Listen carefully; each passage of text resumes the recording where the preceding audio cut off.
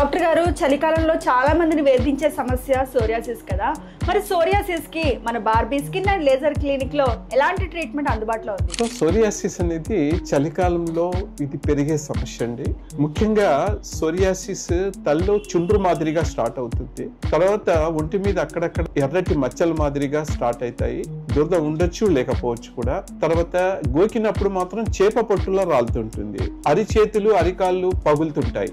So ఇది ప్రధానంగా psoriasis లో కనిపించే ప్రాబ్లం. బట్ కొద్ది మందిలో ఓన్లీ అరిచేతులు అరికాళ్ళు మాత్రమే సంవత్సరాల తరబడి పగులుతుంటాయి. కొద్ది మందిలో ఓన్లీ తల్లో చుండ్రు వస్తుంటుంది. ఎన్ని షాంపూస్ వాడినా ఎన్ని మందులు వాడినా ఆ చుండ్రు తగ్గదు. సో చుండ్రు అనేది మామూలు షాంపూలతో తగ్గడం లేదు అనుకున్నప్పుడు మనం దాన్ని సోరియాసిస్ లా సస్పెక్ట్ చేయొచ్చు. సోరియాసిస్ కి మామూలు చుండ్రుకి తేడా ఏంటి?